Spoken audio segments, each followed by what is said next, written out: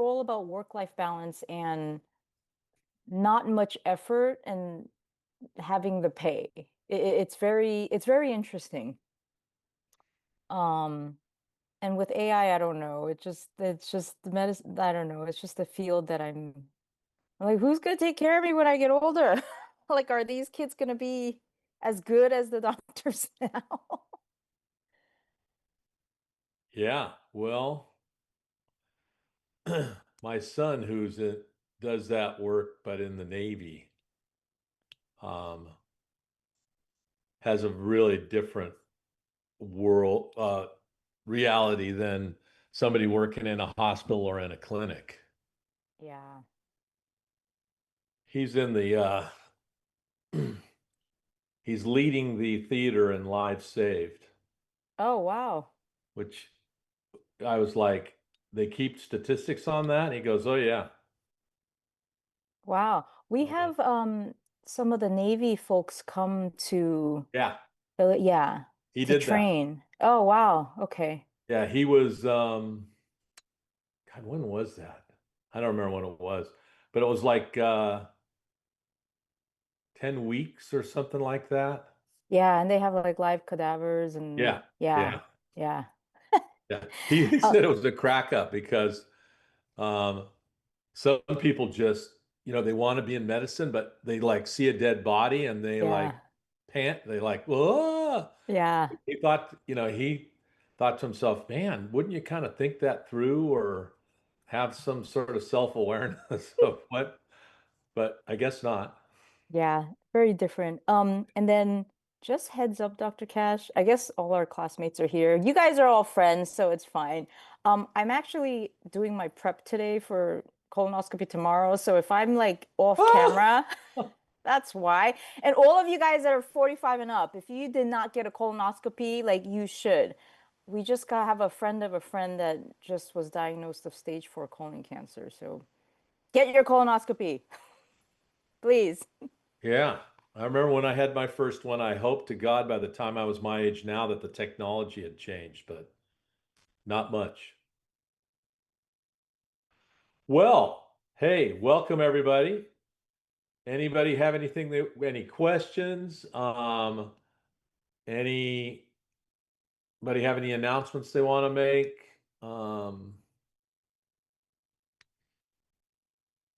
Any questions for me? I still really don't know what the heck a red card is, just to be honest with you.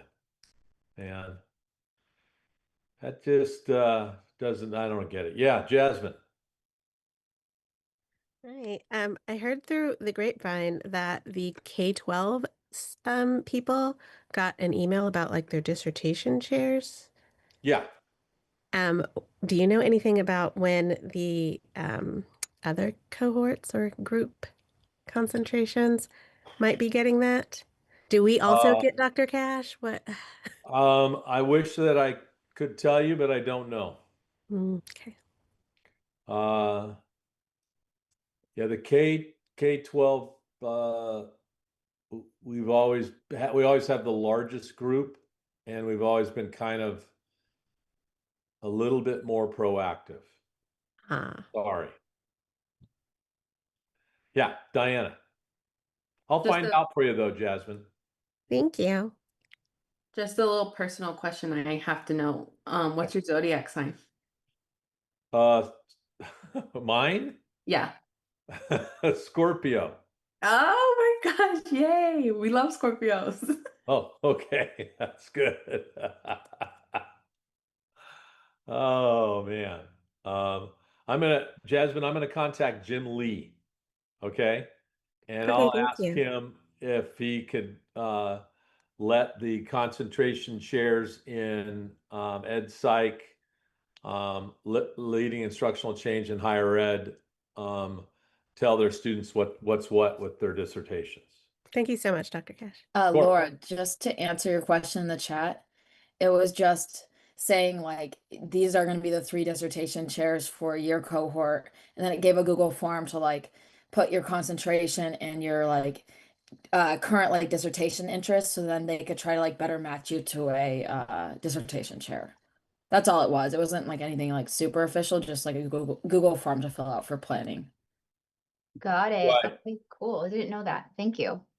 I can tell you for K-12, the way we do it is we will have a meeting with all of the K-12 students with Jim Lee and Jordan Silva and the dissertation chairs in September.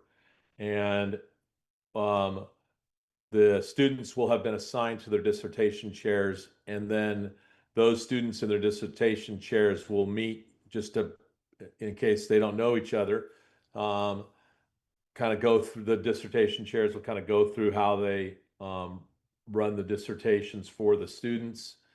I can only speak for myself. I will then schedule one more meeting in the fall with my cohort of students, just to get them thinking about the title of their dissertation and the research questions. And then we start in January, full steam ahead. So I would, does anyone else have, is there some dissertation concerns or anxiety or questions that I can answer for you all? Yeah, Edwin. Oh, thanks. Oh, did I leave? Oh no, I'm right here. Thanks, Dr. Cash. One, I hope I get you. But two, one of the questions was regarding a group dissertation. Yeah.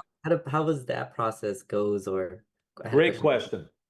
So we have at USC, we've had for a long time, and I think I might have been in the first couple of them. I'll pat myself on the back for that. It's called a thematic dissertation, and it's really a great way to do a dissertation with a 1, 2, 3. I did one once with 13 students, where you have a common problem of practice or interest or something that you want to study, and then you make a decision about how you might want to study it differently. Like I have two of them going on right now, and I'll tell you about them. So I have one thematic group that's looking at strengths-based leadership, professional development practices in K-12. And so one group's looking at classified leaders and how strengths-based leadership, professional development has worked for them. Another is looking at elementary school principals, and another is looking at district central office administrators. So the way it works is you get to share the workload. You conduct your own study, you write your own dissertation, but you have a very similar, almost identical chapters 1, 2, and 3. And then chapter 4 and 5, which are your findings and then your implications and recommendations, are obviously different based upon your individual research. Then I have a second one, excuse me, that's looking at culturally proficient leadership in K-12. And I have the same sort of setup. One's looking at elementary, one's actually looking at middle schools, and another's looking at high schools. So there's obviously no need to do it. I didn't do a thematic dissertation when I wrote mine, neither did my wife. But if you guys know each other and you have some similar interests, it's really a great way to. I think one of the best things about it is that you're with a group of people, you're on the kind of the same time, not kind of, you are on the same timeline. You can encourage each other, keep each other, kind of hold each other accountable, support each other through the process as you're moving along. And so there's some benefits to that. Anyway, did I answer your question, Edwin? Okay. All right, Diana and then Ernest. Yeah, I've been kind of just wondering, like, given everything that you know, what do you recommend we're at, like, kind of with like our topics or ideas? Like, should you? I was thinking this summer, like I narrow it down, but I want to know what you recommend. So that's also a great question. What I tell every student is that your dissertation has to be something you're passionate about. So it can be a curiosity, like, I've always wondered what or if or, something like that. Or it can be, I really want to know what are the best higher ed practices for ensuring that we get culturally proficient practices or pedagogy in every classroom. What does it take from the leadership? What does it take from the practicing, clinical professors or whatever it is? You have to be passionate about it because you're going to live with that for 16 to 18 months. And there are going to be moments, I know this is hard to believe. There's going to be moments when you're going to feel burnt out, tired. Oh my gosh. And you're going to have to stay on your dissertation. And if it's not something you're passionate about, then it makes it much more difficult. Um, so I think it's good, not today, but I think your idea, Diane, is a good one. Over the summer, really be thinking, I've always been interested in these kind of two things. I'm really interested, I in long-term English learners in the state of California. I'm interested in reclassification practices. I'm interested in emotional intelligence, whatever that it is that you start thinking about that. Now, one of the problems with with all kind of first stabs at dissertation topics is that students have a topic that would require 5 years to research and would then end up being about 500 pages of a dissertation. So you want to be thinking through, how can I make this like a doable study?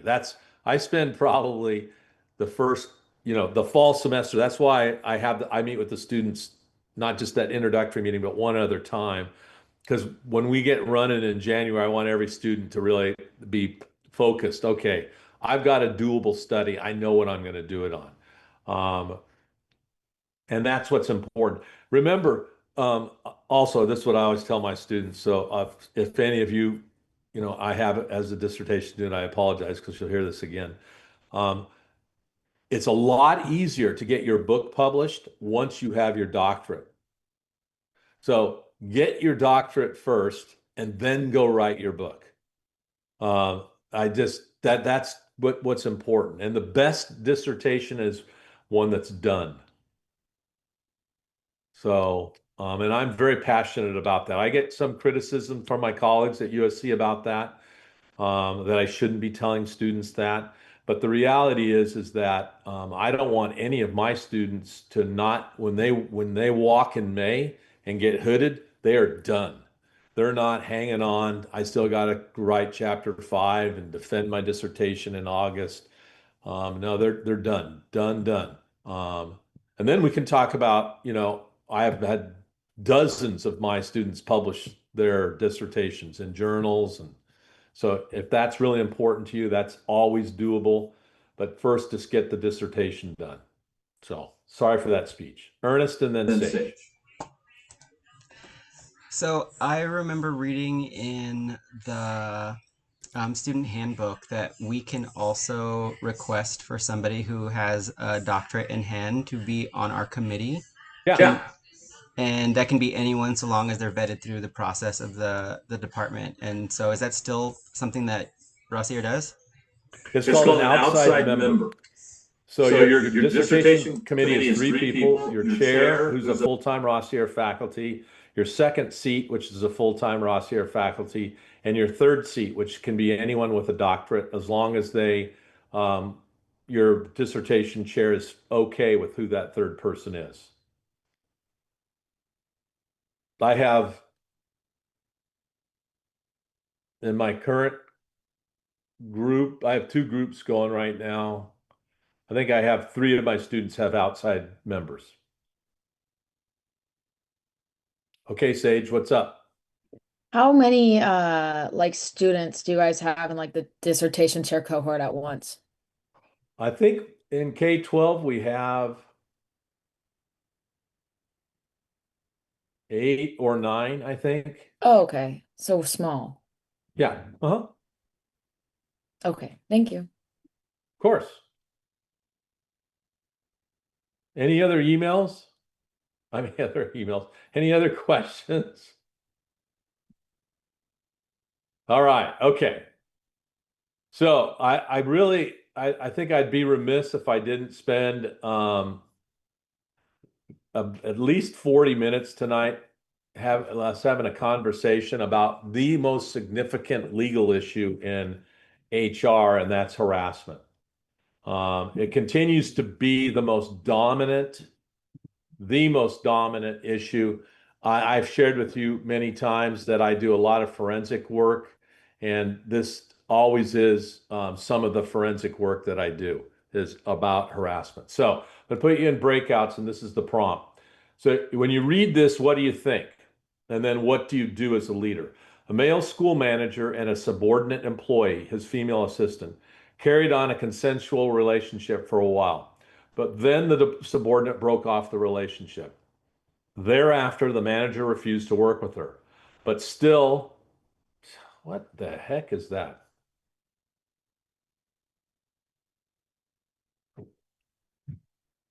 Sought, G-H-T-H. Wow. Encounters with her while at work, making her feel very uncomfortable. You're the superintendent, dean, president. This comes to your attention. What do you do? I'm going to give you a very quick, about 8 minutes on this. Any questions about the prompt?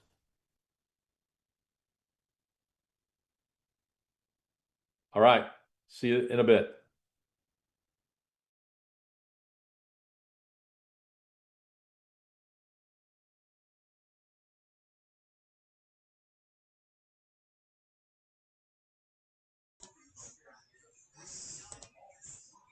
What's up, y'all? What's going on? Hello.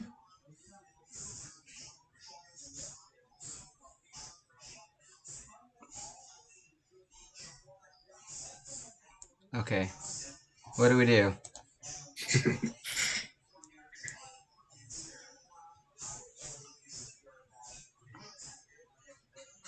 Are we just chatting? Like, yeah. Do we have an outcome of this? I assume we're recording back, right? I assume.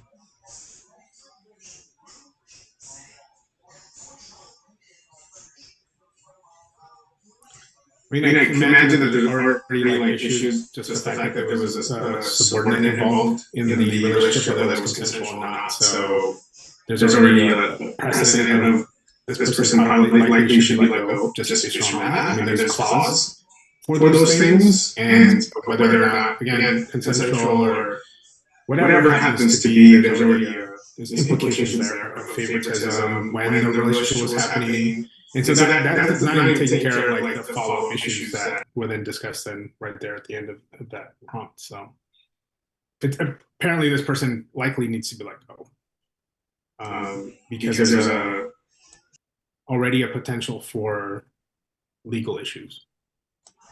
I also feel like we need to focus on restoring the psychological safety of the environment, no matter the decision that needs to be made. Obviously, somebody's made to be uncomfortable. So when viewing this through like EDUE 703, there's a gendered power relation, but EDU 701 is going to tell us that we need to restore that for not just these people involved, but anybody that it makes uncomfortable. Because remember, sexual harassment is indirectly impacting others as well as directly impacting the people that it's involving. So someone might not feel uncomfortable, but if I feel uncomfortable experiencing or witnessing an interaction with these two, I can report that as sexual harassment. And so it's not just about these two people, you're now impacting the environment as a whole. So the ecological like system needs to be reevaluated and make sure, one, that everyone feels safe, remind everybody about, you know, institutional services that can help them in addition to any benefits that they may or may not have with the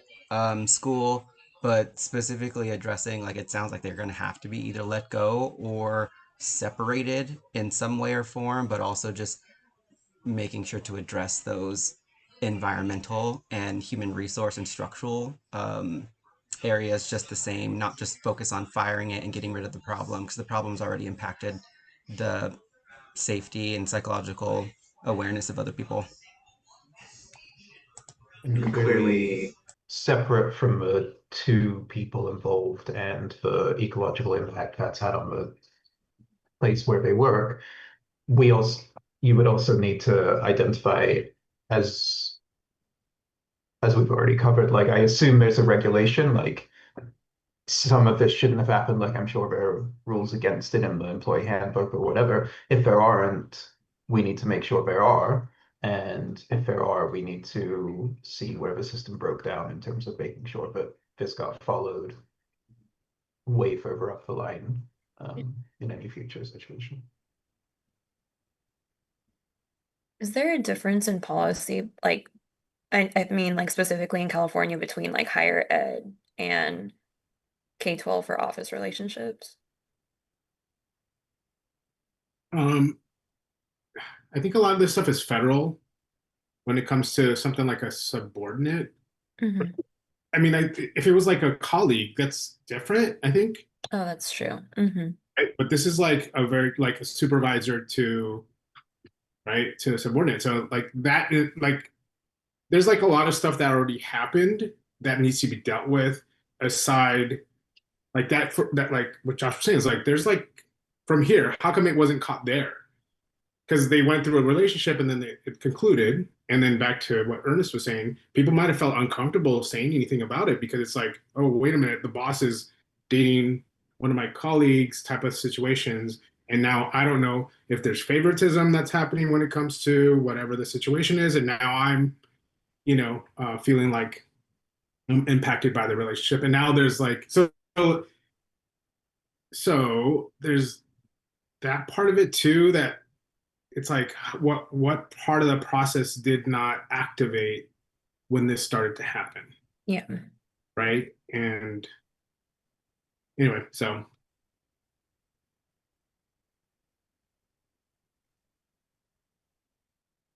The specifics in, because I feel like there's also going to be a difference between public and private, but my wife's been watching a lot of Grey's Anatomy lately, and they're constantly always saying like, go file the form with HR.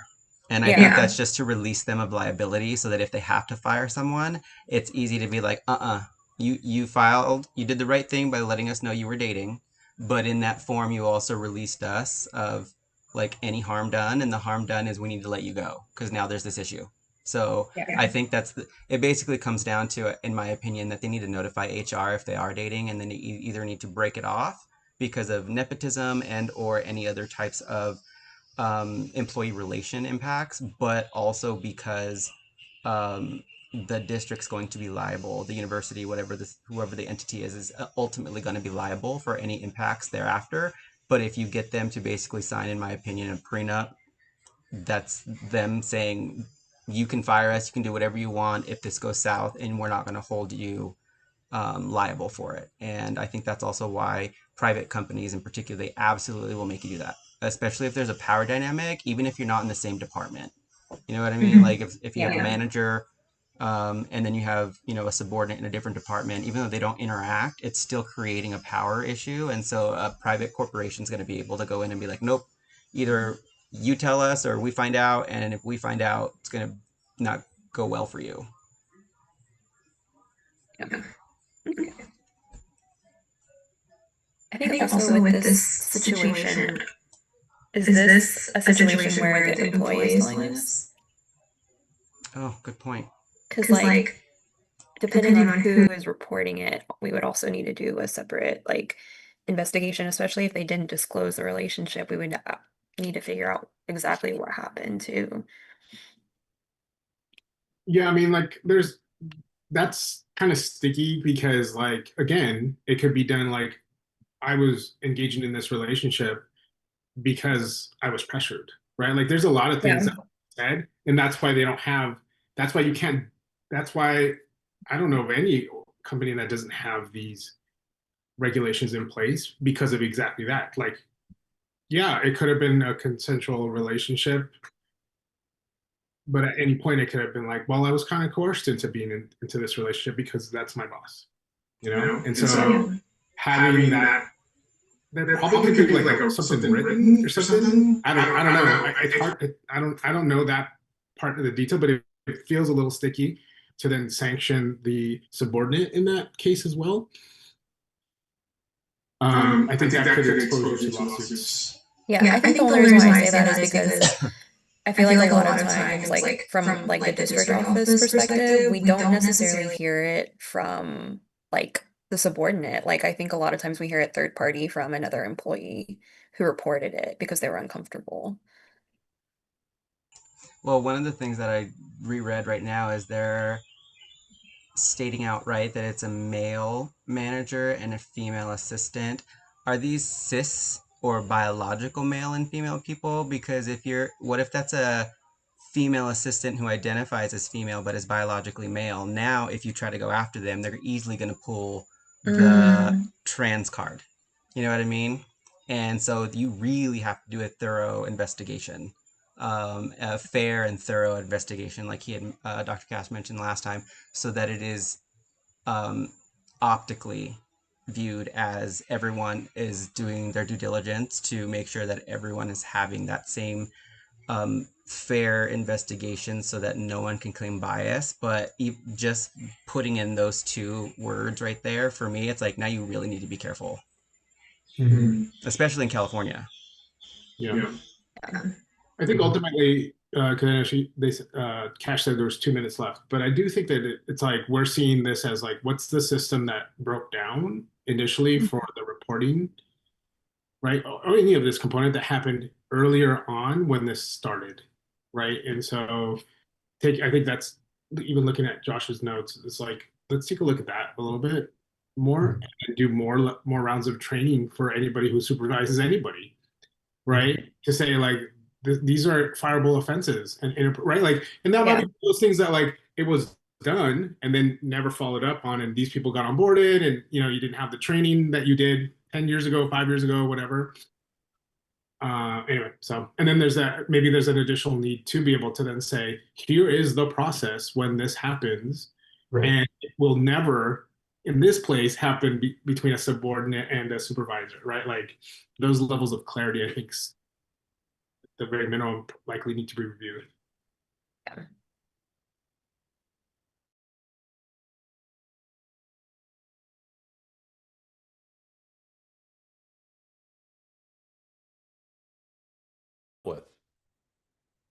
What would you do? Who wants to start us off?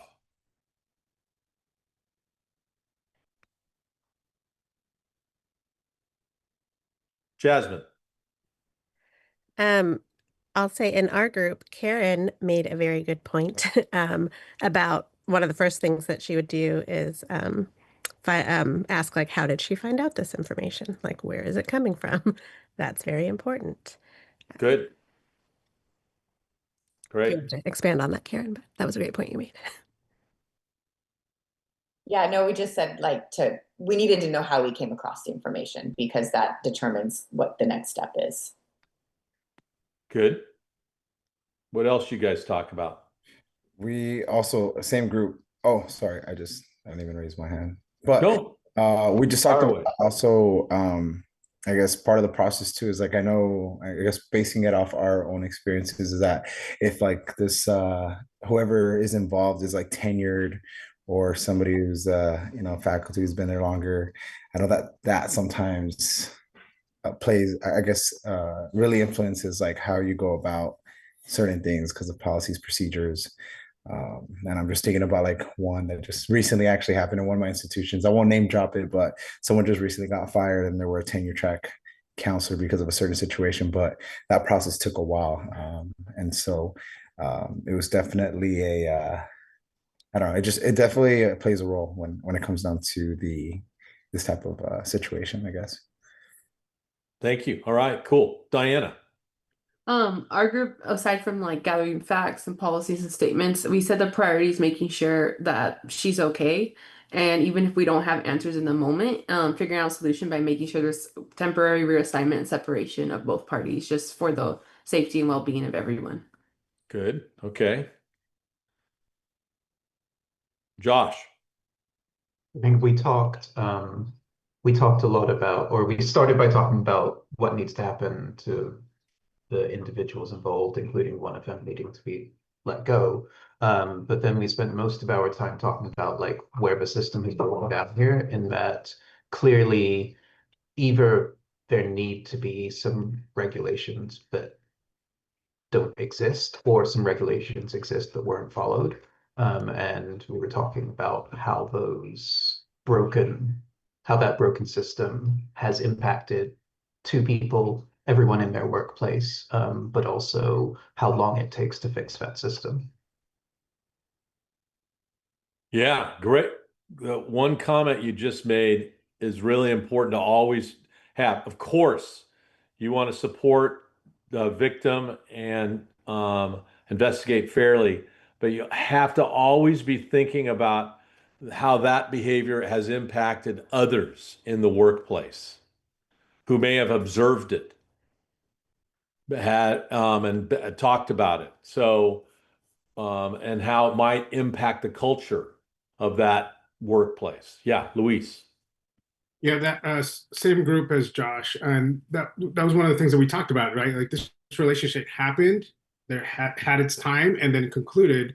What was what was the process for anybody to report this at the early stages before it got to these other situations that were described, right? So whatever that initial system is not being activated or people don't know exists. So at the very, very minimum, in kind of like the short amount of time that we had this conversation, is like, how do we make sure that people understand that likely, like in most organizations, a supervisor and a subordinate will never have a relationship in this organization, right? Like that becomes a very clear message somewhere along the lines that was missed, obviously, in this, and that there nothing triggered the here. We're gonna report this. Someone's gonna report this because people are gonna see this happening.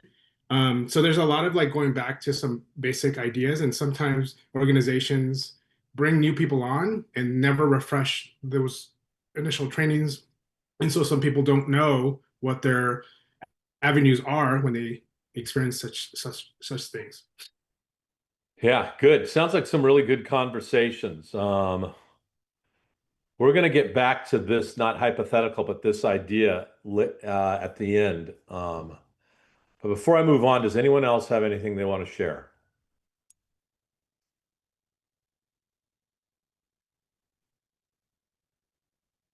Okay.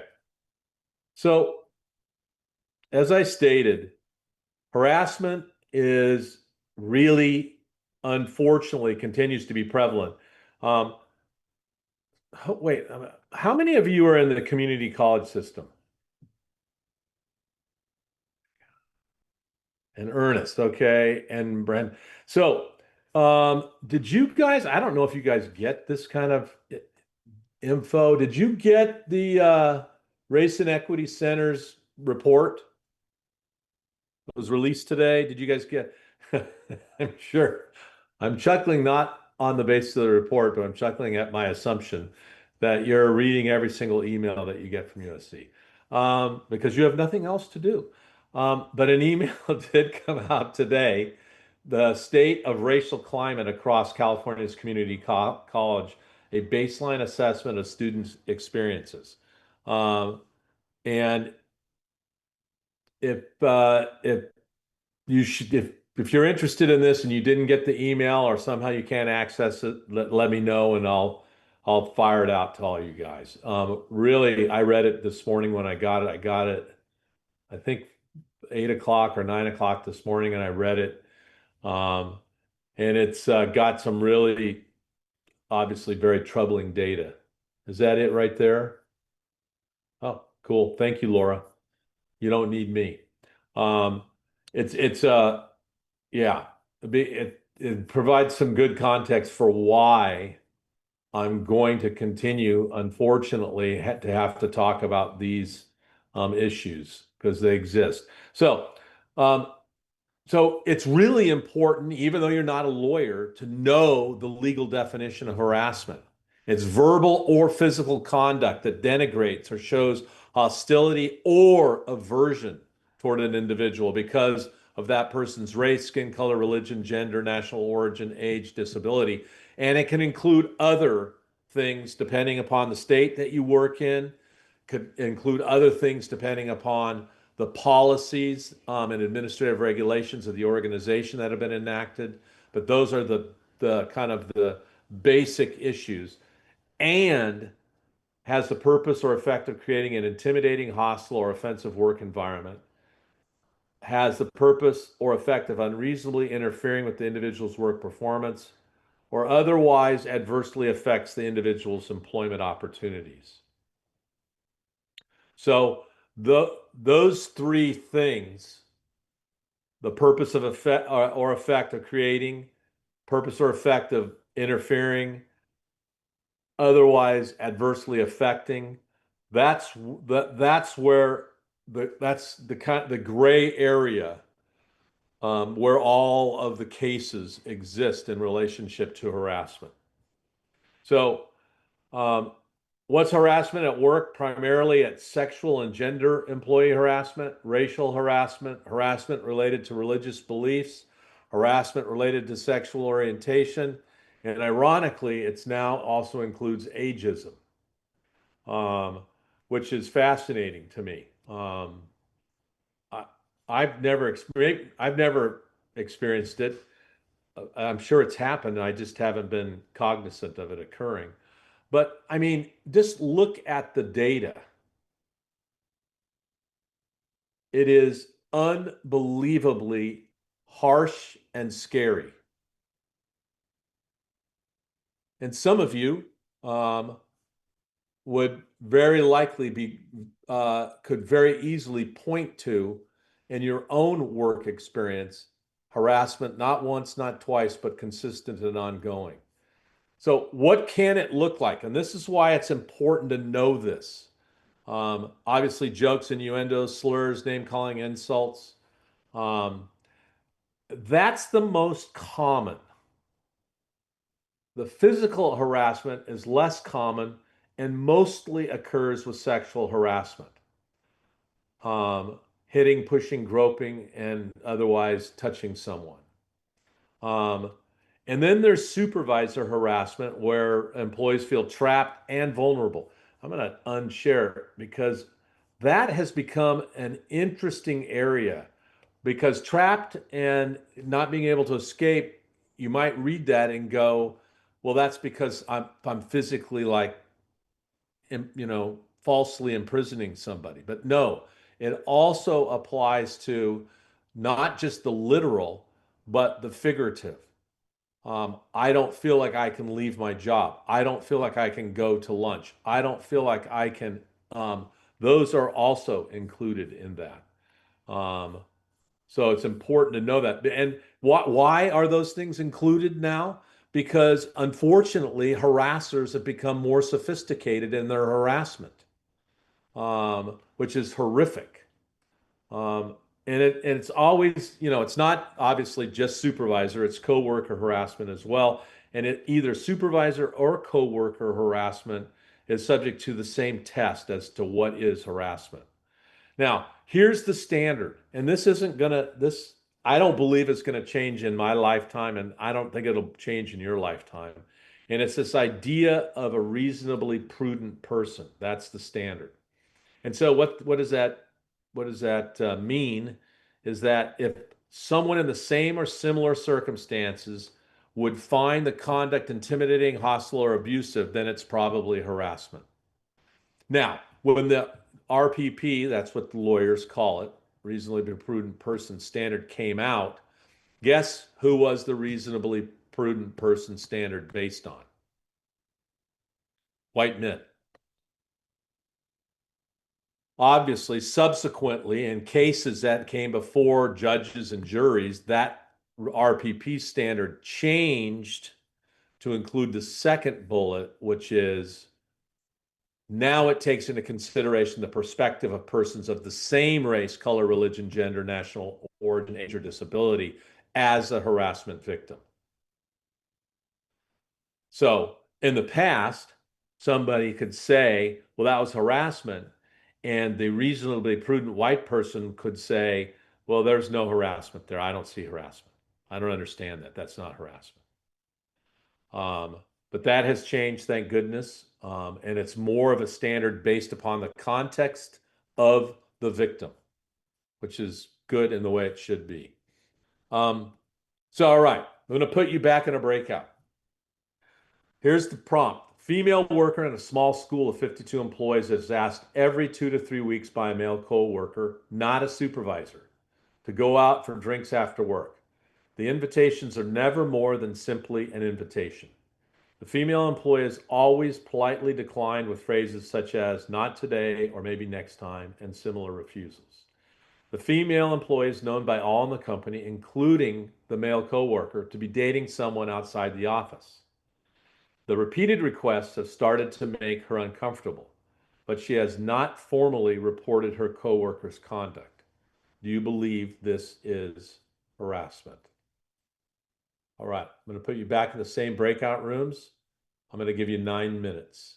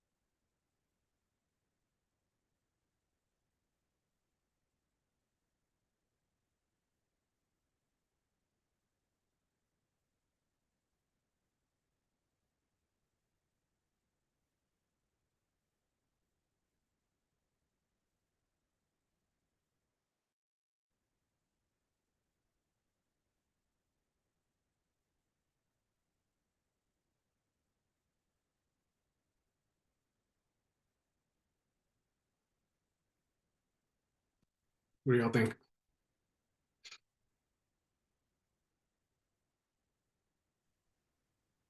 I think it could be considered harassment, but I think she should also just tell him that she doesn't want to go.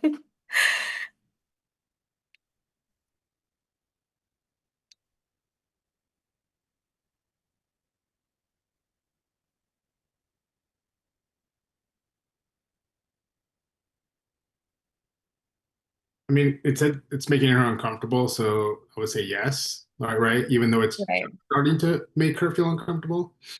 So, like, I would say immediately the answer for me, it would be yes, right? And I would say you default to those spaces when it makes someone feel uncomfortable. Mhm.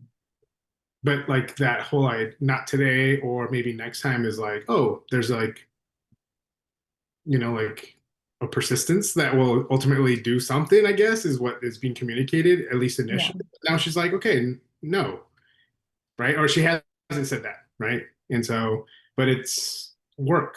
And so you have to fall in that line of like, does it make you uncomfortable? Yeah.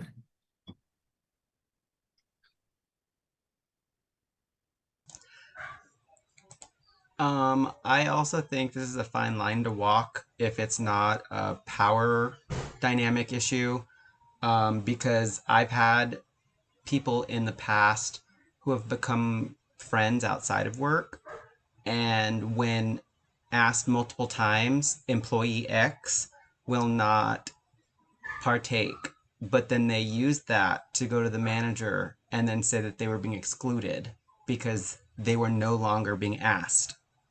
So I am not by any means indulging and or justifying harassment, because I do feel like the minute that you make somebody uncomfortable, if you can't pick up on that social cue, and as somebody with disabilities, I don't assume people know social cues. So I try to give people the benefit of the doubt, but if someone doesn't help them understand, like, hey, employee A doesn't want to go, like maybe you should stop asking, like, then I mean, you have to also look at both parties.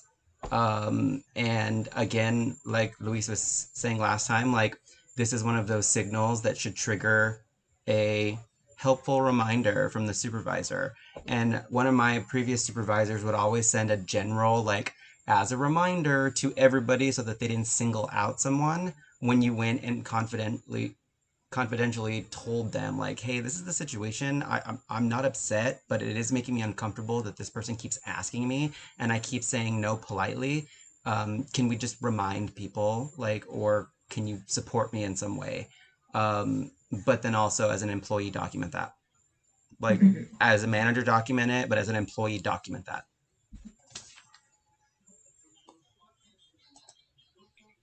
Yeah, I tend to think, I mean, looking at the definition that Dr. Cash recently posted, right? If a reasonable person of the same or similar circumstance would find the conduct intimidating, hostile, or abusive, those three things, based on the information we have, not necessarily there, but clearly there are problems, and clearly there are problems that should be coming up from the point of view of the institution and the supervisors, as Amos just talked about. And so, like, their workplace and HR issues. I don't know, just because I don't have the experience, whether that goes to the level of harassment, but it clearly goes to the level of people need to get involved. Yeah, I agree because it's also unclear here as like asking out to drinks by ourselves Or or with a group. we're gonna go out for drinks, but I'm just the one who works with you closely, so I'm gonna ask you, right? Like I'm the one who asks you, and you're saying no, maybe next time. And like, cool. Back to Ernest's point of like inclusion, just including people. This sounds more, I don't know. It's hard to interpret, right? Because Yeah. you have incomplete information. So back to what Josh was saying, is like it doesn't all there, but it's getting close to that. Like there's something happening here that's making her uncomfortable, and so it could be close. In my opinion, though, it's not. Like, it's not a flat refusal. Like, Dr. Cash's notes are telling us it needs to be a flat refusal so that there's no window of opportunity for them to misinterpret what you're saying. Like, I am not interested in fraternizing with coworkers outside of work. Thank you so much for asking me, but please no longer continue to do that. Like, like you have, like, straight up. And at that point, if they then continue to push past that threshold, in my opinion, it's sexual harassment. Is this person flirting with the line? No pun intended. Yes, they are. But until that trigger is pulled, we can't assume that it is sexual harassment because this employee, because the female employee is using polite deflections, like not today or next time is what I put in my notes. She has inadvertently left the door open and has not yet provided a clear, flat refusal. It's not sexual harassment, from my perspective, looking at my notes.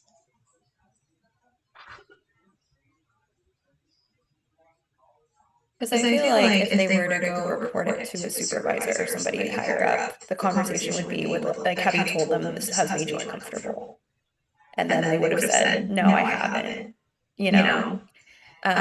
So I think that would be like the next step is saying, tell them like you appreciate the offer, but you don't want to, go out after work. You want to keep it a professional, relationship with whoever. I agree with all that. I think also it's like more of like, oh, okay, let's find out more information about this, right? Yeah. Like, oh, if this is making you uncomfortable, have you, right? It's this weird line of like giving people advice that might put, again, the organization at risk of, right? Like that's the problem here is that like, oh, we need to actually do more of investigation. I think it's probably the next, which is part of what you just said, Megan. It's like, we'll have you. But I don't know if at that point you would offer anything else. And then be able to talk to the male coworker and say, hey, what's going on? They're like, hey, want to get a sense of this. And it's like, oh yeah, a lot of us are going out to drinks, right? And I'm just the one who works with this person. And it's like, oh, okay, this is back to some of the fill in the gaps component. But I think again, there's like, what's the process? But I agree with Ernest. This doesn't rise to the level, but there needs to be follow up. Yeah, because at the end of the day, somebody's still uncomfortable. Exactly. Yeah, and again, it doesn't have to be those two people. It could be any one of us if we're experiencing it and we're like, yo, John Doe, did you not pick up on her like maybe later? Like that was a clear no. Like I know it's subtext in a social situation it's really hard when it's in a work environment and you have to be very thorough, which is why my default, especially as a classified employee, document the shit out of everything. Yeah. Like, hey, Megan, thanks for inviting me. Like, I just wanted to let you know, like, I like to set boundaries between work and, my personal life. I really appreciate you including me. Please enjoy your time out with the rest of our coworkers. Like, but that's not something I want to partake in the future. To the point, so that if that line crosses, get the manager involved. Yeah.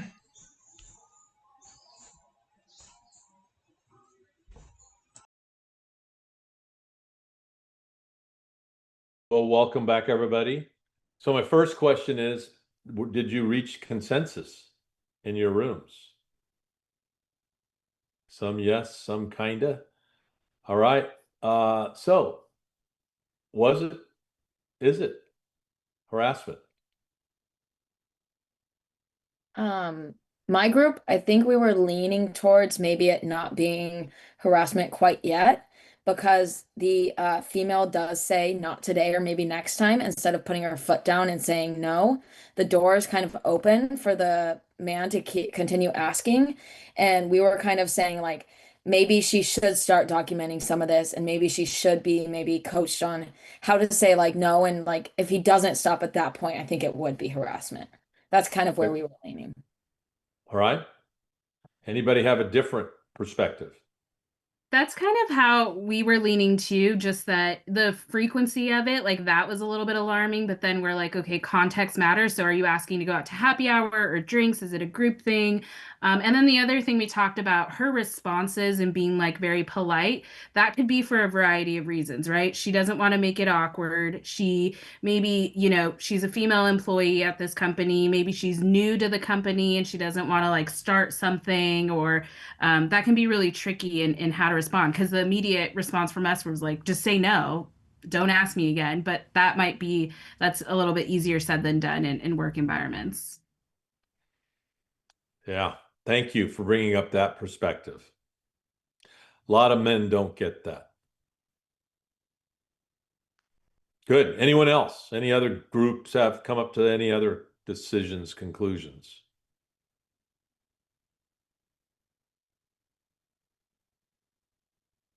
I think Yeah, Megan. Oh, sorry. So something that we talked about in our group is, as a manager or somebody in HR, to kind of take the extra step and check in with everyone and see what's going on, because we don't know the full situation. It could be that this person's inviting, a group of people out for drinks and they're just being friendly and wanting to make sure that person's included. But also kind of asking the woman in this situation, have you talked to this person and said, set a boundary already? But that doesn't erase the fact that that person's also uncomfortable. So just making sure you're checking in with everybody, making sure everybody's okay. Good. America. Yeah, our group was along the same lines. I don't think we came to a conclusion of like yes, no. I think it was more we need to investigate this further and like who is making the report, even if it's not the woman that's being asked out, even if it's a bystander and they feel uncomfortable with the situation, like it could technically still be harassment if somebody else interprets it that way. That's a really good HR lens to be thinking about these ambiguous situations, particularly in light of there may be some reticence to report based upon the context of newness of an employee, their gender, but also then, well, how about everyone else that's watching this? This guy repeatedly, and she's saying no. What? Maybe she's being polite, but I'm hearing her say no, no, no all the time. That makes me uncomfortable. My next. So yeah, good point. Glad that you brought that up. All right. So sexual harassment remains the single largest form. And so here's the other thing you just got to have in your head. It's unwelcome. It requests sexual favors, or it has verbal or physical conduct of a sexual nature if they feel submission to the conduct is necessary in order to get or keep a job. Now, that used to be the primary form. While it still occurs, without a doubt, it's less and less. A person feels that employment decisions, raises, promotions, demotion, depend on whether he or she submits or rejects. That used to be also large. This last bullet is now the primary element of sexual harassment. The conduct interferes with the person's work performance, creates an intimidating, hostile, or offensive working environment. So you have to look at this as, is it invited? Is it uninvited? Is it welcome? Is it offensive but tolerated? Is it flatly refused? Because under each of those scenarios, you're going to get a different answer as to whether sexually based conduct is actually harassment. In the end, there's two kinds of sexual harassment: the quid pro quo and the hostile work environment. And the quid pro quo doesn't have to be directly. It doesn't have to be you have sex with me or you don't get the job. It can be very much indirectly inferred. This is what we do here. And typically it's supervisors and managers because they have the authority to grant favors. The more common remains the hostile work environment. And the hostile work environment is more common because it's not just supervisor to subordinate, it's coworkers. And I'm going to tell you about my one and only Supreme Court case. I just want you to know that I am undefeated at the United States Supreme Court. Okay. Undefeated. Untied. I went there once and we won. So, I remember I told my son once I was undefeated at the Supreme Court, and I think he thought I had tried like 100 cases there. I had to eventually tell him it was one. So the one case did involve sexual harassment. It was under, this was this will tell you how long ago, and Ernest, as a labor dude, will probably chuckle about this. The federal labor law is called the National Labor Relations Act, and there's a part of that National Labor Relations Act that requires unions to fairly represent all members of the bargaining unit. So, and I was a union lawyer and I represented a bunch of unions, and this union happened to be a carpenters union.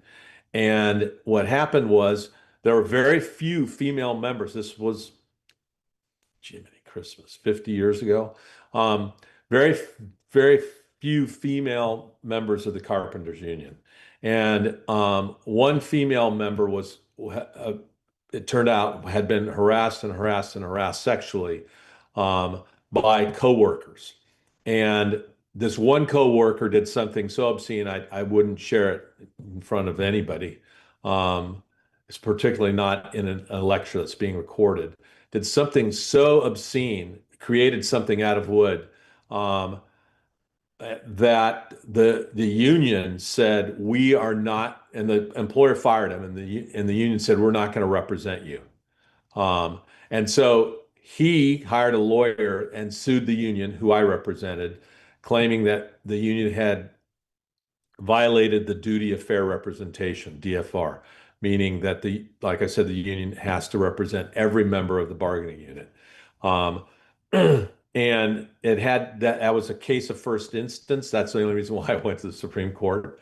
And the Supreme Court ruled that that was not an absolute rule, that unions could determine when an employee or member of the bargaining unit behavior was so egregious and outside the course and scope of their employment that they didn't have to represent them.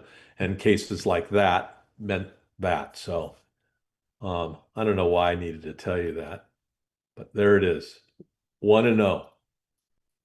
Yabba dabba do. All right. Woohoo! Big deal. Couple more things on this, and then we're going to move on. So, yeah, this is really important. Retaliation. So the fear of retaliation is very real and very powerful. And so you have to be really, really cognizant of that. And unfortunately, when information surfaces about someone in a position of power, like someone in authority, that they've been misbehaving for a long period of time, and it comes to you now, your response can't be, well, gosh, why are you talking to me about this now? It should be instead, tell me more, let me learn more. And I would always say, don't be distracted by righteous indignation that may appear to be genuine. Because these people that are in power often build their own narratives.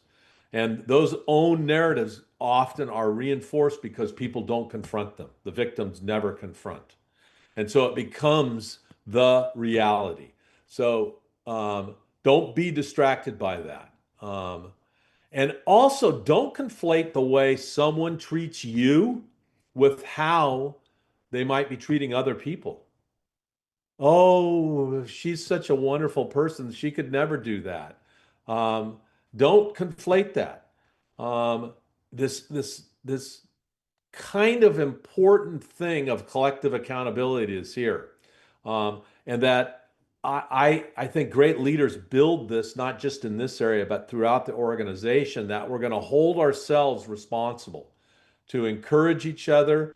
We're going to hold each other accountable, and we're going to take care of each other. When one of us is acting in a way that's inappropriate, we're not going to tolerate it. We're not going to ignore it. We're going to actively collaborate to stop whatever that person's doing. And even if we didn't cause the harm, we have the responsibility to remedy it. And then always hire an outside investigator because it works. So sexual harassment's tough. It is really, really, really tough. It is ongoing, unremitting. It is a constant and consistent part of leaders are dealing with it regularly. It's I have a big concern. I mean, I mean, the headlines of either the Wall Street Journal or the New York Times today was Trump's directive to all his agencies not to investigate any complaints of discrimination. You guys read that? And he made this not publicly in January and of his first year, so a year and a half ago. And so all of the executive agencies were ordered to stop investigating any claim of discrimination or harassment. And so it scares the daylights out of me when I hear that. And I've had my own experience under administrations that actively encourage investigations and reporting, still with it's that's the iceberg. There's you see what's on top, but there's a lot more below that's unknown, unseen, unless brought to the surface. And with a report with an order that we're not going to investigate anything, how much more of that discrimination and harassment is going to occur without fear of any recriminations or accountability is something that we as leaders in education have to take hold of and be responsible for and not let it be part of the organizations that we work and lead in. Yeah, Alejandro. You know, but how valid or I know this is gonna be kind of weird, but how valid are these even investigations? Let me tell you a real story. Yeah. So I filed a discrimination complaint about 2 years ago, 2.5 years ago. And so now this is current. I have one of the former colleagues of mine who wanted to have lunch with me this Friday, July 3rd. And I said, sure, it's been 2.5 years. We haven't spoken. So we speak, we have lunch, we're at the yard house. He goes, hey, I just want to, it was like an apology, but not necessarily, but kind of hidden with a lot of language. He was like, hey, I just want to let you know that when the investigator came to speak to me, uh, the supervisor was there sitting down with me. And so I didn't say everything I had to say. And I said, what are you talking about? And I was like, this is like, so are you talking about that incident that I filed? He goes, yeah. He's telling me, yeah. I go, man, that was 2.5 years ago. I moved on. He goes, yeah, but I just want to let you know. That was Wow. one. The other one is um, same situation, case. This guy was the best man at my wedding, and he actually lives like half a block from me. And he came to me. This is probably late May, so like last 2 months, month and a half ago. He goes, "Hey, like, just want to let you know that." He goes, "Compa, I want to let you know that I was offered a promotion that pays me $50,000 more a year. I want to retire in 10. That's $500,000. I'm sorry." And I said, "Is this about?" He goes, "Yeah, I just want to let you know." And he left. And this is my compa, so I known him since we were like 17. So that was so awkward, and so he felt so guilty that he's letting me know now what happened. And I'm like, so now, so this is like literally within 6 weeks, right? I'm thinking, man, how valid are these even investigations? Like, how and so anyway, that's kind of where I'm at right now, this place in time. Like, Well, you know, I I think some investigations are extraordinarily legitimate and appropriate, and then some are pro forma and performative. Um, Sounds like you've had a couple of bad ones. I mean, I made out okay, but They're you know, offering, yeah, wow, I that's don't I don't know what happened on the other end, but what was right. offered to me as a settlement was good. So now I guess now I'm finding out that this is what happened on the back end. People are feeling guilty. I don't know. I don't know. Wow. I didn't even ask. I don't even want to know. It's kind of I'm Yeah, over it. yeah, Yeah. yeah. I can relate to that. Absolutely. Sorry that you had to go through that. That's no good. No good. All right. Well, we're gonna switch topics and start talking about a phrase that has fascinated me for the past 25 years or so, human capital. Um, but I'm going to start by telling you that the most important resource in any organization are human beings. So, hopefully, you start with finding the best through your recruitment and selection processes. You recognize the importance of what they bring, each individual, to the organization. You build their capacity to do the work before and during the time that they're there, because that helps them meet the needs of the organization, not just right when you hire them, but off into the future. And I always advocate that what you want to be doing is developing human assets with a focus on learning, because the bottom line is that we need continuous learning organizations. That is essential for our success. Is that we have a focus on learning and we're continuing to learn. We're not falling into the traps of status quo. Um, so human capital is an interesting construct. There's also human capacity, and there are differences between the two. Human capital is about, the qualities that people bring, the expertise that they have, and it really lives in the minds of, based upon, their training and their education and the experiences that they've had. Now, capacity is different. Capacity is about your skills that you currently have, and then your capability or your capacity and willingness to continue to learn and to learn new things. Um, in any leadership role, you have to look at everything in the organization as something that needs to continually be developed, and not be satisfied with we're, quote, there. And so that development has to occur today, it has to occur tomorrow. Because if we are to be continuous learning organizations where we're adaptive, we're flexible, where we're agile, where we're nimble, and we can do the innovative things that need to be done, then it's going to require us to be continuous learning. So human capital is new. Really, in the literature, it started in the 90s with the idea that people bring their education, their on-the-job training, their health and well-being to work every day, and that's something that's important for the organization. Um, and then kind of changed a little with another study where creativity and innovation came in.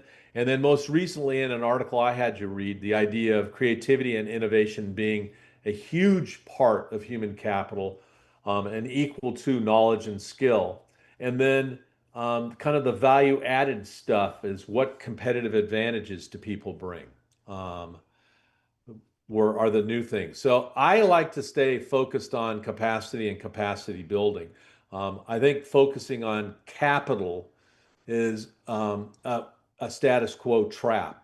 I couldn't really teach or talk about human resources without talking about human capital, but I'm going to urge you to think of it in terms of capacity and capacity building, because it gives you the opportunity to again recognize human resources. It's about human beings, and to stay focused on professional learning, to understand that if you build capacity, systems will improve.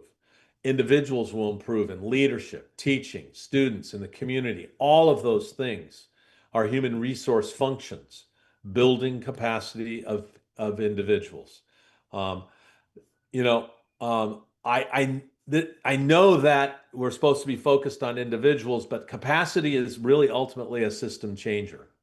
And how is it a system changer? Because think about this very clearly. It's pretty straightforward.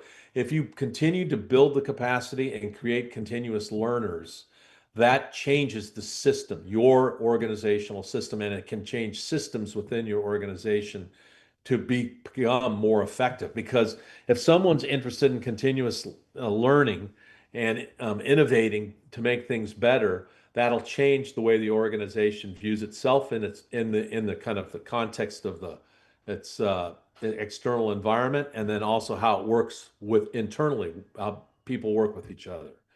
And it's fairly straightforward. If you improve, I mean, just if you think of it logically, why do we spend time in professional development and professional learning? Because we want to improve into those individual people's efficacy.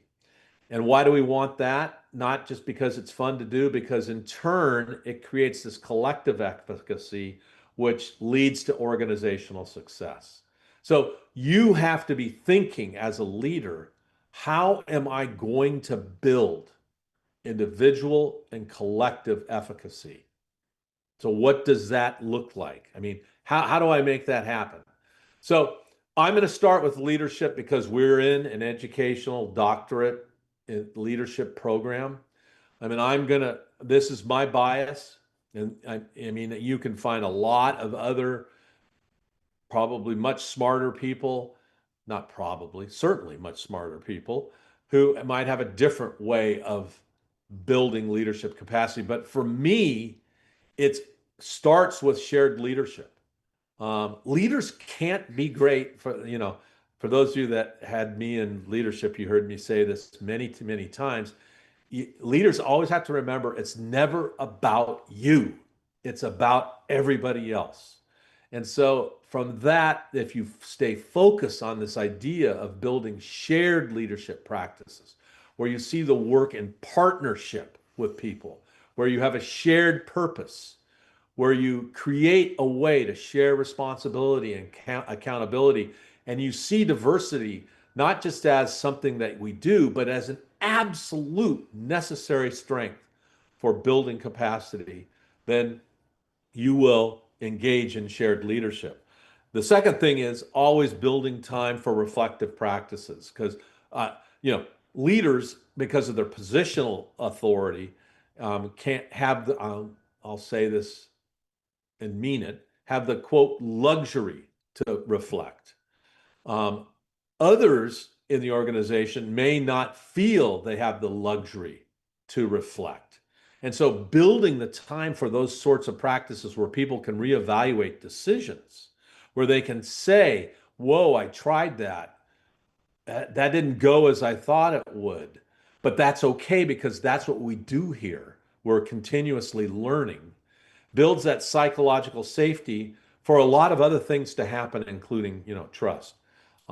And those reflective practices allow you, when you're building leadership capacity, to develop skills in awareness, judgment, and action. And if you're not skillful in awareness, which is a really important emotional intelligence part of that, you're not skillful in making decisions and not skillful in acting, then you've got some problems. And then the last thing is this idea of continuing to be focused on continuous learning. I just think that's so important. So for me, I wanted to talk just a couple of things about shared leadership that I didn't mention in the previous slide. One is that this idea of partnership. So, it's a balance of power because authority is not distributed. In organizations, there are some with authority and some without authority in some areas. So that authority is diffuse. But power, what great leaders do is distribute power. And that creates the partnership. Many of you have heard me say, great leaders recognize that the more power you give away or distribute, the more powerful you become as a leader. This idea of shared purpose is really about developing a mission, vision, values, goals, standards of practice that we all agree upon, that we're going to hold ourselves accountable for. It's that idea of these are the things that we believe in. These are our North Stars. We're all in it together, which leads to a recognition that responsibility and accountability are shared. Responsibility is basically, I do this, you do that. We are responsible to do the work that we have been hired to do. Accountability is taking ownership of the results, that we all take ownership. No one says, well, I'm a fourth grade teacher and, those third grade teachers, they effed up. No, that's all of us. We take ownership for all the results. And, some people have a difficult time with this. I recognize that this it's not something everyone's comfortable with, and that's the idea that it's okay to argue. I think what's important is is, hopefully not scream and yell at each other. But those diverse perspectives, as long as you're engaged in listening, it creates, I think, some important things. So beyond leaders, how about teacher capacity? I'm going to talk first about K-12, then higher ed. For me, this is my bias again. So it's just, I'm being honest and telling you, you build teacher capacity through instructional coaching. That's the key, where teachers get a conceptual, really important, and functional understanding of what they're expected to do now. So they know why they're going to do it, how they're going to do it, when they're going to do it, and what it is they're supposed to do. Number two, it has to be relevant to the individual teachers. And they have to be given time to develop the knowledge to make the adaptations necessary. This will tell you how old I am, used to crack me up. We would, hey, technology, our teachers all have to know how to use computers. Let's bring them all down to the district office. We have a really cool, we spent all this money on a computer lab, but the newest computers. Come down and learn how to use a computer, then send them back to their classrooms where they either don't have a computer or they have a computer that's like 3 years or 4 years old that can't do the things that we're trying to get them to do. So it has to be first relevant to the teacher, and they have to have time to develop how they're going to adapt that for success in their classroom. Then you have to give them the opportunity to know if it's effective and it's getting the impact it's supposed to be able to do, which goes back to number one, and that is they need to know why they're doing it, how to do it, and what it is. And they need to be able to guide and instruct students and be able to grasp the learning objectives in order to create great assessment practices. You also have to provide resources, support, time for collaboration, and give teachers leadership opportunities. If you don't do any of that, it's a problem. So how do you build capacity in higher ed? So what's fascinating about higher ed is the lack of systems and structures in place in most higher ed organizations around professional learning. It's very haphazard, much more haphazard than it is in the K-12 world. But here's my bias again, so just being upfront. I think teacher capacity building starts in human resources management, in the frameworks of human resources management. Like, this is what we expect people to do and know how to do, and here's how we're going to help them learn how to do that work. Now, what most of the recent studies on higher ed teacher capacity focus on are building skills and social and cultural skills, creating agile and entrepreneurial teachers, professors, focus on empathy and being focused, and students creating lifelong learning skills, which I'm excited to see. Would love to have those experiences myself as a higher ed professor, which really is all about knowing how to learn how to learn.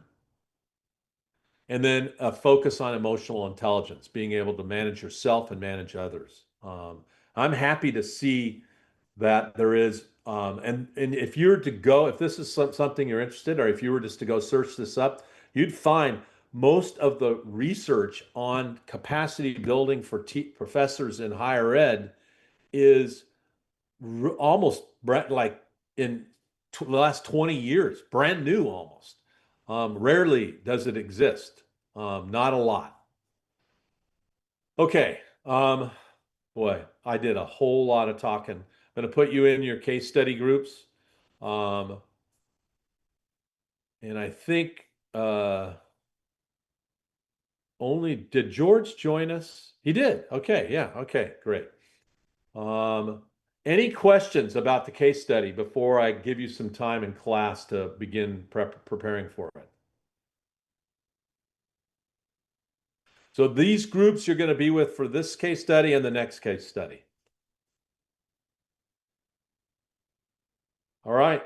I'll give you about 30 minutes, come back at about 10 to 7 and tell you what's next.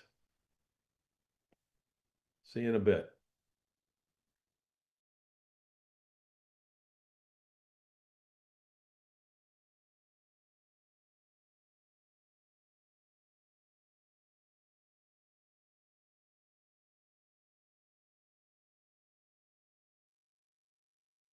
We're missing someone, right? I think I saw Veronica. Yeah, it's Veronica. Do you all have the case study? I know you have it. Let me see if I can, if it will let me put it. Because it was blank on the PowerPoint presentation, and then oh, there we have Veronica.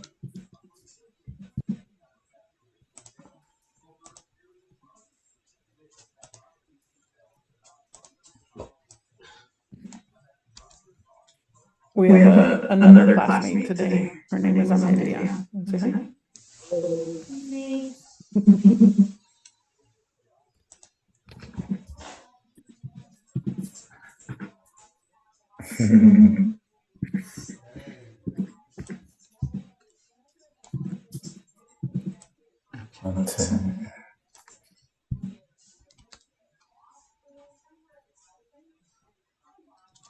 Okay, I uploaded the file.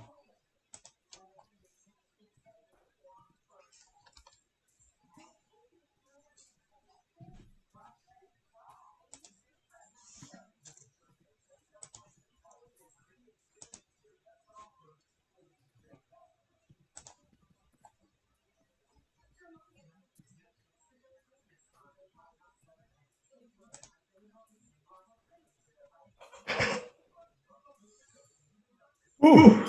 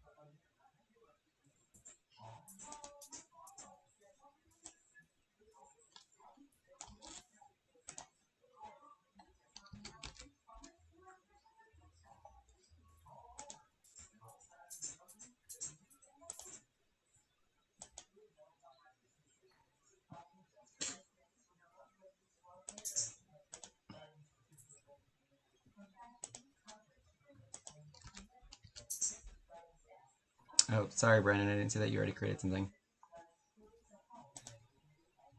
No, I was just this is a shared Google Doc for you guys. I just put the case study, so we can use yours. It's literally just Dr. Cash's. I just copied it. Yeah. So I put the actual link to the case study. So okay. It's saying but we can use yours to actually put our info in. Do we just want to take this time to break up like these bullets to see who wants to do what? Yes, sir.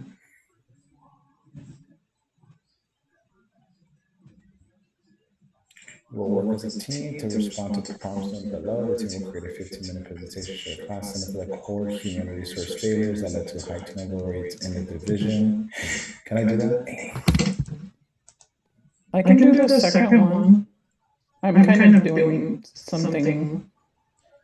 I'm overhauling our whole training program for our program. So. Nobody's doing the last one. What immediate short-term action?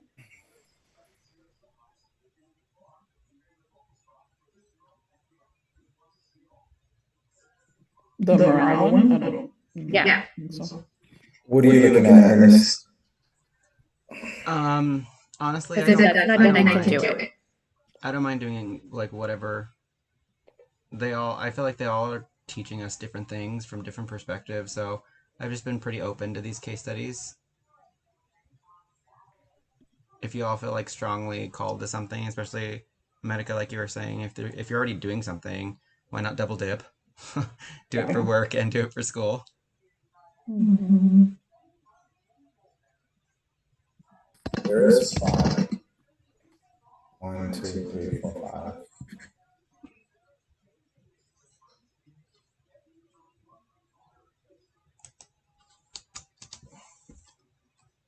So the develop a talent management, I can do that one. If America, you said you want to do number 2, and Veronica, you said you're okay with doing the last one? Correct.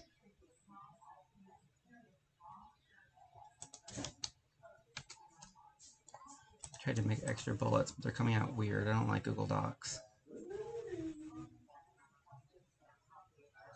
Putting check marks. Check boxes.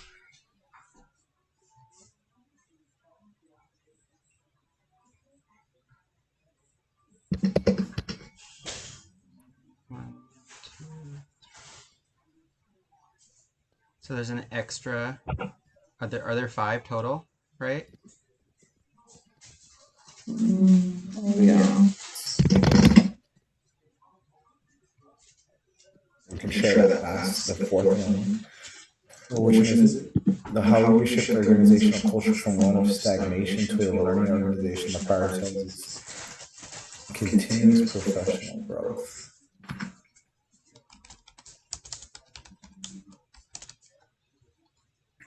This was for advisors and what was the other one?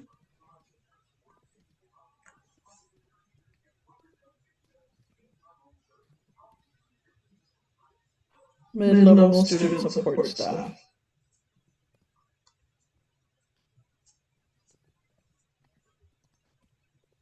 That could be yes or no. Mm-hmm.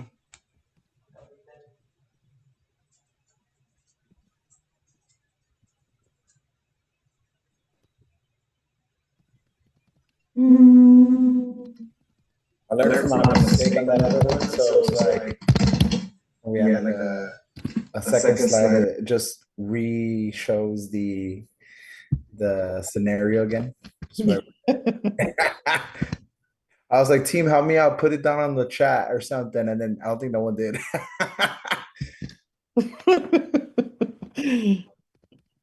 You were smooth about it though, Brandon. Was I? I felt like I was so nah. I literally was like, no. I'm like, I like in my head, I was like, this is terrible. And like we didn't even think about it or talked about it. I was like, no. So I was like, come save me, someone. So I was talking and I was like, damn, I hope your group was like, you're on your own. Oh, legit. And then they had me share my screen and I was like, yo, Veronica, I was like, help me out. That's not good though. I don't think we talked about it, right? Yeah, it's all good. I don't think. And you guys were like the first. I think I was just group. in my head. I was just freaking out, but I hope I wasn't like I didn't. I was fine. Yeah, you were good. I was trolling in the comments, and I was like, deduct Okay. points. Yeah, dude, I literally like freaking. I was like, Leave it to Ernie. Yeah. I wasn't ready, I think, but it's all good. I feel like there was just a lot going on that day. Second slide.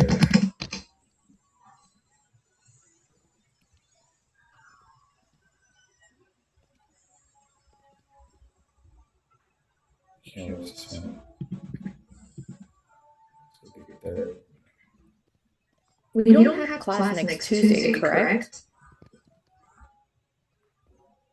Wait, what? I thought so. Because I know for my other class, we don't have class because they're all in this like conference.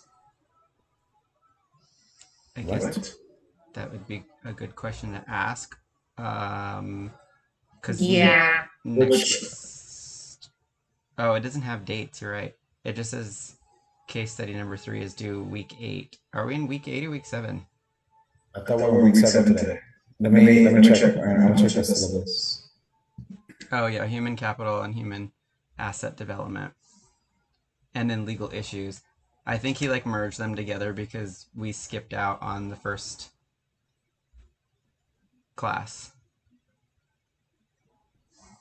There's not a date, but I guess that would be a good question to ask because we didn't have class for our EDUE C708 last week.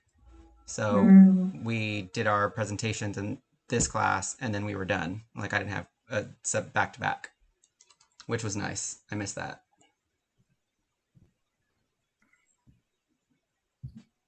Yeah, I kept hearing people weren't having class. I was like, what? Yeah, for Dr. Franklin, we don't have class next week. Math dude, tell my professor tonight. Hey. So other people are taking a day off. Mama, you don't need to do that. Let me see current activities.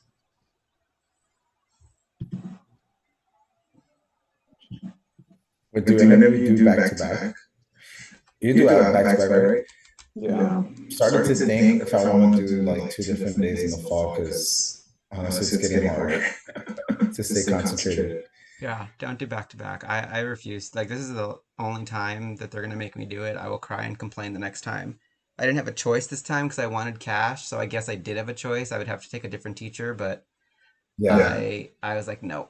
So next in the fall I have Tuesday, Thursday again, like I like, but one's at 5 and one's at 7. So it's not both 7 o'clock. So I immediately have to get home on Tuesdays from work and then just like jump into class.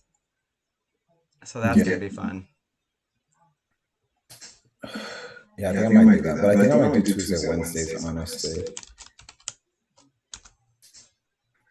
I don't know if it's because we have cash and then Dr. Min, like I don't know. I feel like it's not as demanding. So I feel like I've been able to manage the back-to-back pretty well. And I kind of prefer it because I feel like I have the rest of the week. And my job is really flexible, so I leave early on Tuesdays and come in late on Wednesdays. Yeah. So yeah. One of the perks of being admin earnest.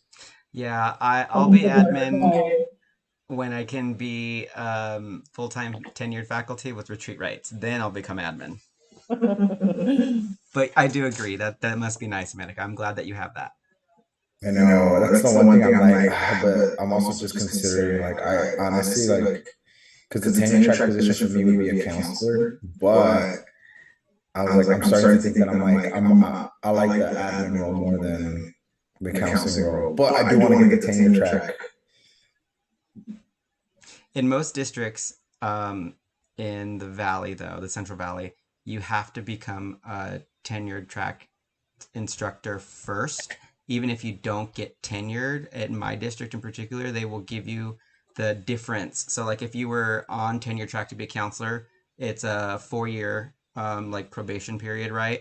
But then if after 2 years of being a counselor, the dean of counseling opened up and you got that and you were that for 3 years, in the first 2 years of you being the dean, they would grant you tenured. Oh, what? Yeah. That's why I want to become a tenure track for, like, I don't even need to get So you tenure didn't track. even have to wait for the, yeah. That's assuming they like you though, because they can still let you go. Well, yeah. Assuming you still get past the 10 Yeah, year. but once you pass that 4-year mark, like in combination of both, but you have to start off as faculty first in a tenure track job, not just faculty. So you can't be like adjunct. Damn, that's actually that's awesome. Because I don't know that some places, I mean, there's places that wouldn't let you do that. Wow. That's what I'm saying. CBAs, read them all. Read them everywhere you want to go. As long as you're doing your work and you're fine and you're not being disruptive and being weird, then I feel like, you know, I can keep my job as an admin my entire life. So we'll see. We'll see. Whatever shows up first. Ernest, what are you? I never asked. I'm a student equity coordinator. I oversee a retention program and student services. Oh, so you are technically admin then? No, I float in between classified and faculty. Oh, but I thought you're community college? Mm-hmm. So you're ISA? No. Is that what, like, okay, what district are you? I'm a College of Sequoias. Okay.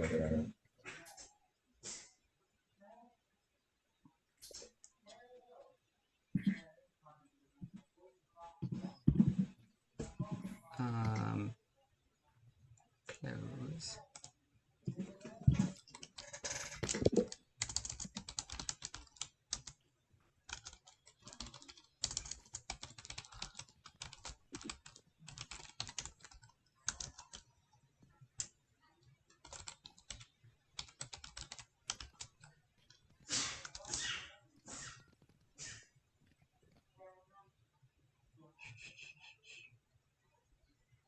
So I'm pretty open to working asynchronously and then just like checking in.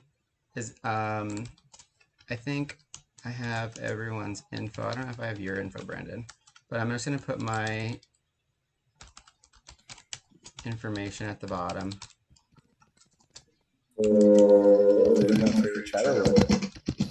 What's up? You guys want to create a chat? That would be great. Yeah, we have like a text chat. I think I have everyone's number except for Veronica. Someone wants to. I'm sending you guys that one. My bad. I'm so used to sending the lead. Can I go over what I'm building out to see if we're kind of on the same page? Yeah. So the training program, I'm literally just kind of putting down what I'm doing at work right now. So we developed when folks move to a new position, they'll immediately get like a 2-day training all day with someone that currently does that role. And it has like a built out agenda and slide decks and everything. And then we have a Canvas course built out with like resources and templates that they can use in their role and do at their own pace. And then there'll be, I haven't quite got to this one, but I'm working on it. They'll also get assigned a mentor in that same role that they can check in with if they have questions. And then we'll have a monthly manager meeting. And then it'll have like a set agenda, like it'll be community building, capacity building, and then time for like planning and community of practice. And then I'm just kind of start to list out the skills that are going to be infused throughout all of this. So communication, like communicating as a manager, right? Because this would be, managers. Like how do you communicate goals, expectations, like your communication style? How do you define metrics and benchmarks? And then the value of the feedback. So like setting the expectation that they should have one-on-ones at least once a month with their teams. And then just kind of going from there. What do you all think about that? Are you building a SOAP as you go along? I mean, I guess I could. Well, just because you're already doing the work. So if you're doing the work already, you might as well, so that it can just be like this revolving door that you just modify a little throughout time. but Mhm. basically so that everyone's inputting their like day to day, so that if you're already having someone kind of shadow someone in like position A, in position 1A, they're going to go shadow that person for 2 weeks or something, so that Mhm. they can create these procedures so that the next person that revolves in that door, you're just updating something that standardizes but still provides them the ability to like grow in their own way in your department. Mhm. That's just an idea. You don't have to do that at all. My head automatically goes to being a robot. Would a stop like would that have to go through HR or the board? If I mean, we're not, are we Veronica, are you community college too? No, I'm here at the university. Oh, you're But at yes. USC. Oh.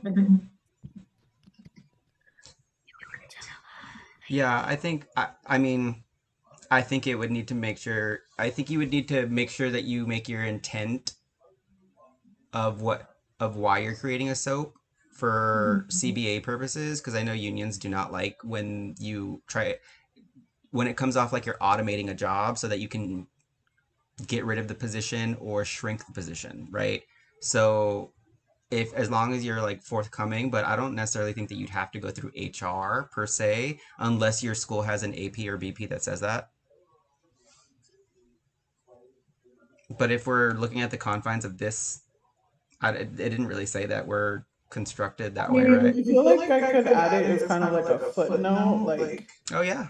for extra points, you could use this and create standard operating procedures for the appropriate department. Yeah.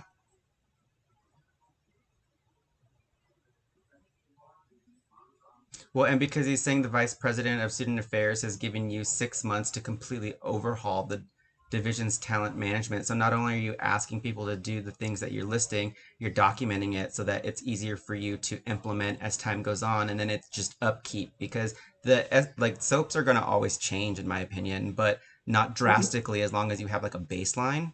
So that's why, yeah, that's why I think it would be like if you're already doing it. But I think that's pretty cool.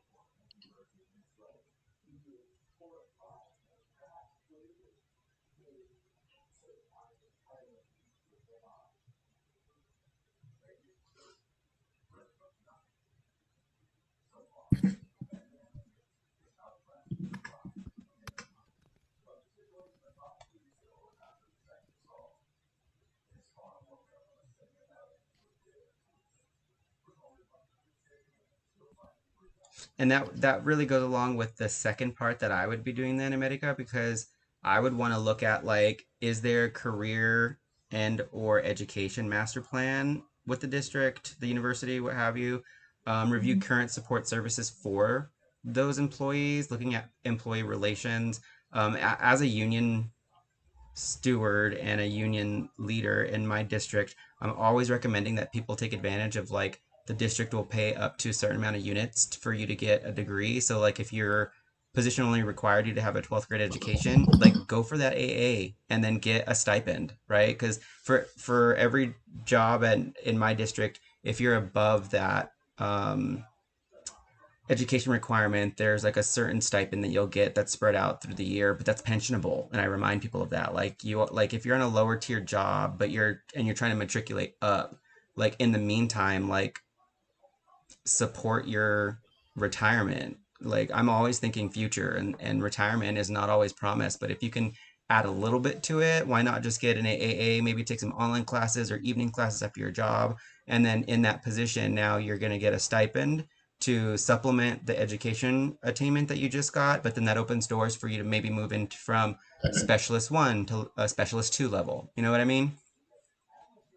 So that would work really well with what it is that you're coming from in your section right above, and like developing the talent management and career progress pathways, which that's just a fancy way of saying like succession planning.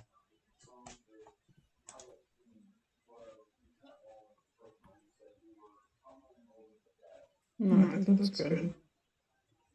I think the hard part with this design a leadership training program for mid-level managers.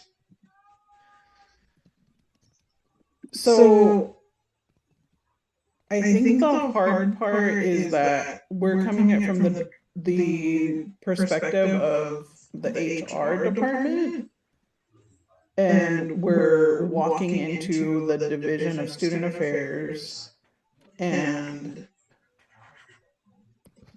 I feel like there needs to be collaboration, like, right? So Ernest, you said we could potentially create standard operating procedures, and then you make it your own. Like, how does this apply to your program, your department? Because I think this is one of the issues that we're having at our college right now too, is that it's like there's different programs and departments that are expecting HR to do something, and then HR is like, well, no, that's your program. Like, you give them the training, and you know what I mean? So it has to be a collaborative effort. And I think that goes to the bullet underneath mine then, like how will you shift the organizational culture from one of stagnation to a learning organization? And that really hits what you're talking about at your district, is that the other is pointing fingers, kind of like the Spider-Man meme, right? Like the three of them are just pointing at each other. But realistically, like Dr. Cash was saying, it's all of we need to be accountable for all of that, not saying like it was the third grade teacher's job to prep them and I'm fourth grade, so if they're not prepared when they get here, it's their fault. It's all of our fault. Like we take the wins and we take the loses. Like we cannot be splitting the culture like that, because then situations like yours arise where it's like, well, that's not my job. My job is to onboard them. They're in your department now, take care of it. And it's like, well, I need help from a human resources perspective. So I think that's why I steered away from that one, because that's the hardest question. But I think it can be done. It's just like, yeah, I agree.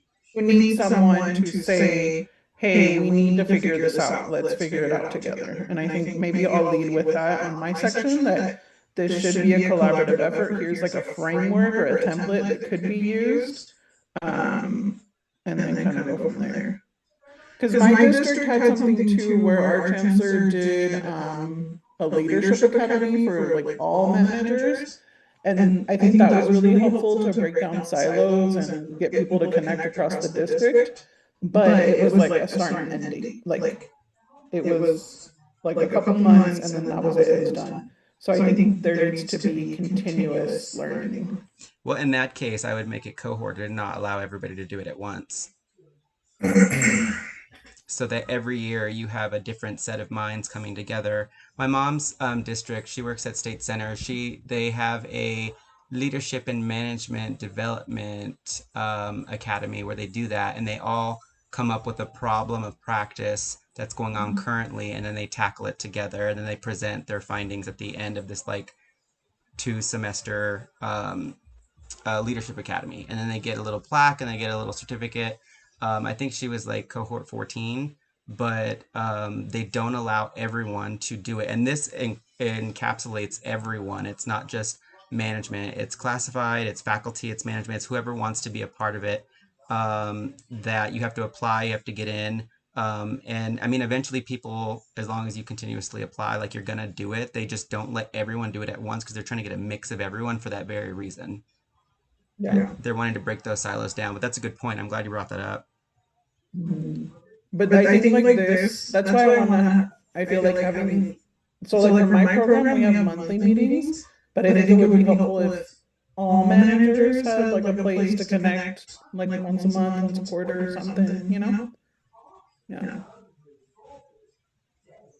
Sort of like management council. We have admin council, and it's not like, I feel like it's more like, let's go and get presented like updates. But we're not really connecting with each other. We're not really talking about issues that we're facing. You're not talking a lot. No, that's smart. And I think that could be a part of that portion there, that that question, like the organizational culture, like giving them some space to go and talk about like, how's EOPS doing with this, because we were mandated to do this too, like you, but we're having this problem. Veterans Resource Center, like how are you overcoming this? And it's sort of like a collaborative culture, and you all are not like you're talking shop, but you're not doing it in a way that it's just like moan and groan, like, oh, woe was me. It's like, no, no, no, this is how we did it. Here's this soap that we created, or here's this, link we found, or this online training, or professional development that we could go to locally. So no, that's smart. Like, so it's not necessarily a meeting like updates only, but it's like, I guess the collaborative hour. I don't know how else to describe that. Do you have anything like that, Veronica, at the university level?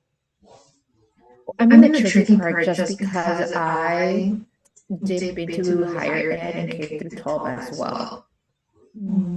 So we're also funded by the Department of Education. So there's that also. So the university doesn't pay us. So basically we're using the university's name on our funding, and they get a chunk of our money just to use UIC. So UIC can say, hey, we're helping out the community as a CBO.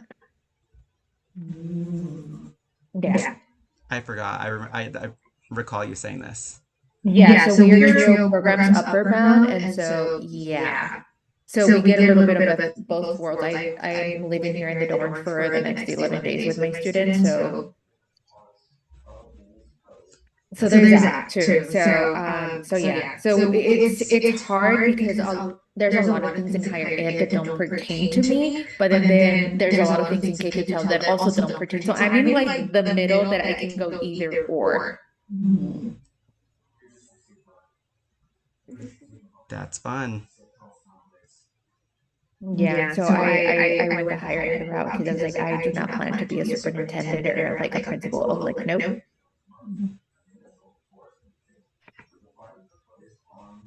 Yeah, I tried K through 12. Not for me.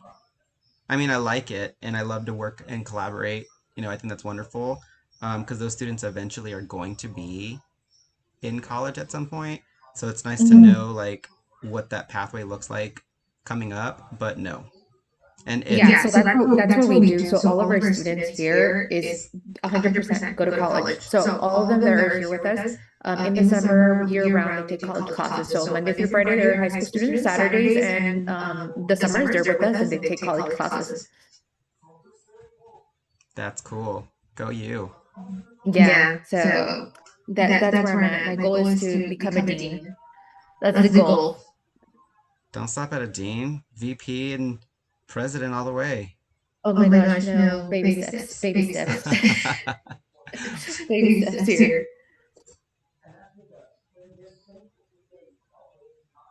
Okay.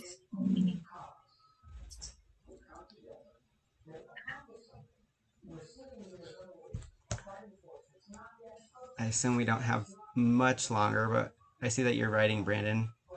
Does that mean you're taking that slide? You gonna take on the culture?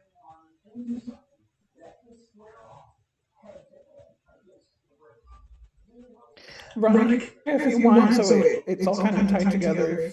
If you'd like, you can, and I think you included it in there to give feedback. So as we're building out like the 2-day training, the Canvas courses, the mentorship, the monthly meetings, like all of that, asking for feedback on all of those pieces, right? Like, what do we think about this? Is there something you would like to include? Are there topics you want to include? Or if there's a like a committee that wants to be part of the planning to give input along the way.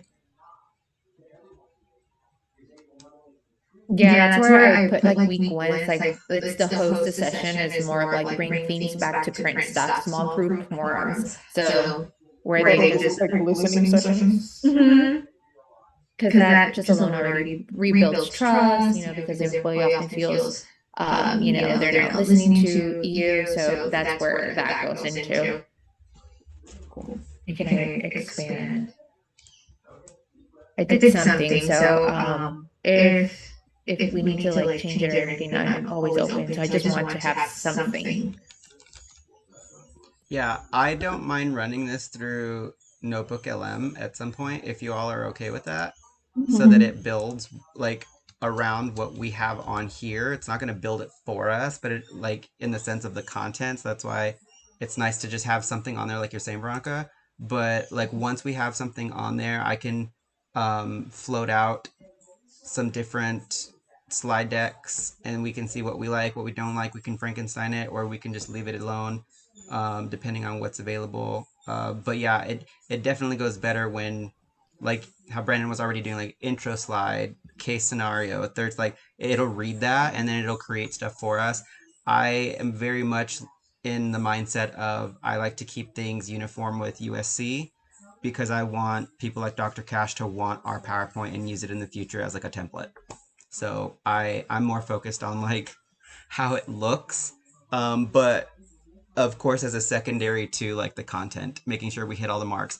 I've also gone through and I've made a master list of all the comments he's given all of the groups so far, as well as the constructive feedback, so that we can match that against what we do, so that based off the scenario and what he's asked us to do in the past and the comments he's provided, both constructive and compliments, I will have Notebook LM go through and look at if we met all those marks as well. Like that being the primary for case number 3, making sure we hit all the marks for the scenario, but then also making sure we don't forget anything he's already said from previous case studies. Even though they're different, I still want to make sure that we're saying we want to, have a thorough and fair investigation if we need to say something like that, because I noticed that he picks up on those things really quickly if we are remembering his notes from the past. Okay. Do we want to wait until we have our like notes kind of at a good point? Like, hey, we Yeah. feel like we're ready to put this in, and then Yeah, I've no rush on that. So that's why I'm saying I'm glad we started a group chat. So we're all on the same page. So if everyone feels good, you just let me know and then Yeah. I'll run it through. Yeah, so for my part, I'm good. I can remove my little infographic and we'll go from there. No. You can leave that there. Like I like. Okay. Yeah, that looks great. I didn't even see that you put that there. Okay, awesome. That looks cool. Yeah, but cool. Okay, awesome.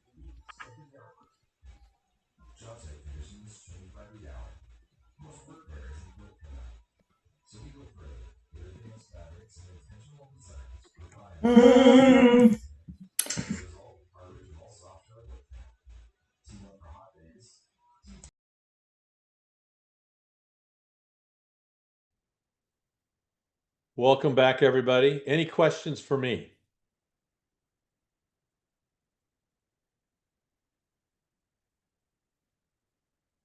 Okay. All right.